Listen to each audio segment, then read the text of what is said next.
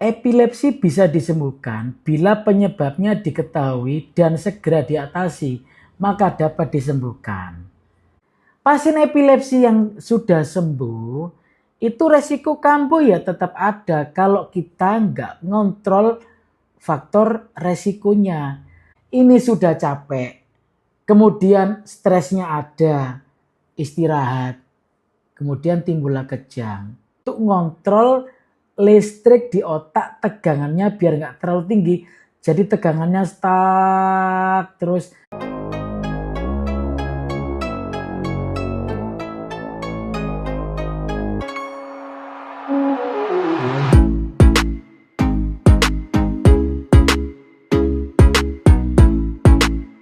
Dulur Mbak Dokter, ini langsung ada pertanyaan yang japri ke Mbah ya. Jadi tak jawab sih, tak baca dulu pertanyaannya. Mbah Dok,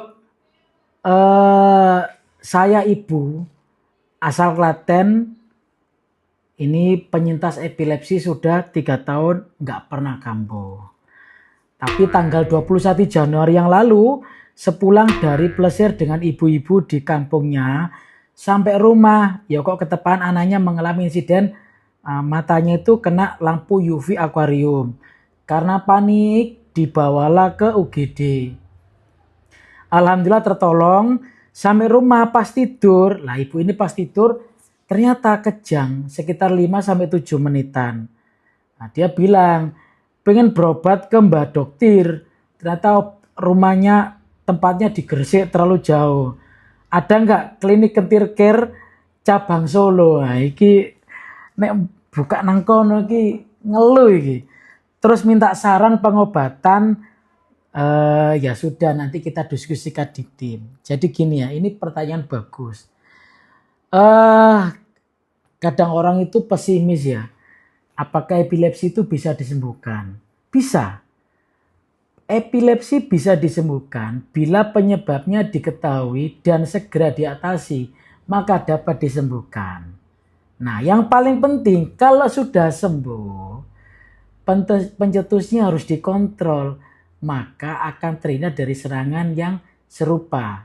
Jadi gini, epilepsi itu mirip kayak asma lah, gampangane ngono. Jadi Mbak Dokter ini punya sahabat ya, punya teman. Kebetulan temennya Mbak ini dokter hewan. Dia dulu terakhir asma itu SMP kelas 3.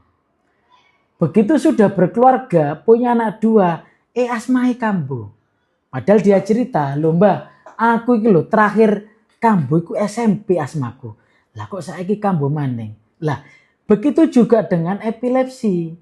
Pasien epilepsi yang sudah sembuh, itu resiko kambuh ya tetap ada kalau kita nggak ngontrol faktor resikonya. Kalau Mbak lihat dari kasusnya ibu tadi, 1, dia kecapean. Kecapean habis bepergian, pelesir dengan ibu-ibu PKK, nyampe rumah capek. Kok dilala capek nggak langsung istirahat. Anaknya, matanya kena sinar UV. Paniklah dia.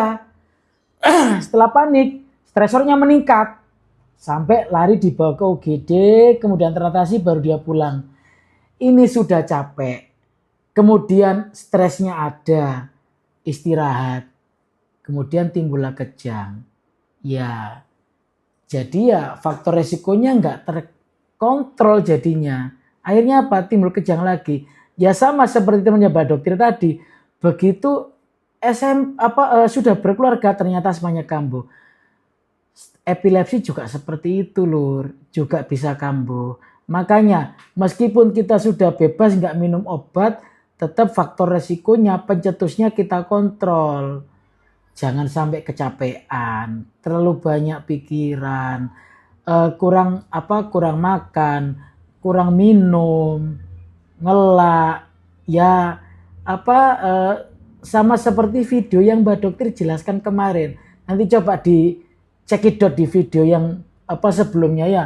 Itu faktor-faktor resiko jadi pasien-pasien epilepsi itu apa. Jadi ya kalau sudah seperti ini gimana Mbak? Ya kalau Mbak tetap minum obat lagi, sampai kapan Mbak? ya standarnya sampai 3 tahun. Kita minum obat sampai 3 tahun. Nanti kalau sudah bebas kejang ya kita turunkan pelan-pelan sampai nggak minum obat sama sekali. Jadi itu kita nyebutnya itu epilepsinya itu relapse atau kambuh. Sama seperti asma. Asma kambuh. Jadi mau nggak mau harus minum obat. Kan dulu Mbak pernah cerita ya bahwa obat anti epilepsi yang kita minum itu pada dasarnya adalah untuk ngontrol listrik di otak, tegangannya biar nggak terlalu tinggi. Jadi tegangannya stuck terus, dengan harapan kalau tegangannya nggak tinggi dia nggak sampai kena serangan kejang atau epilepsinya kambuh. Jadi gitu lur. Apa yang terjadi ibu tadi itu kalau Mbak Dokter analisa ya karena memang faktor kecapean, ada stresor yang karena anaknya yang sakit, langsung cepet-cepet dibawa ke UGD ya akhirnya kambuh. Jadi pesan dari Mbah, kalau memang sudah terbebas dari kejang 3 tahun nggak minum obat, tetap jaga faktor resiko. Lu lawong stroke ae lo iso stroke maneh kok kalau nggak menjaga faktor resiko. Semisal tensi tinggi, gula tinggi, kolesterol tinggi, apalagi serangan epilepsi, tetap kalau nggak kita jaga ya bisa kena serangan stroke lagi. Ngono ya lur ya. Semoga sedikit penjelasan Mbak ini bisa difahami oleh dulur-dulur sekalian. Tetap jangan lupa klik subscribe channelnya Mbak Dokter, di like videonya, di komen. Barangkali ada pertanyaan silakan ditanyakan. Kalau memang bisa jadikan video yang short, akan jadikan video. Oke dulur.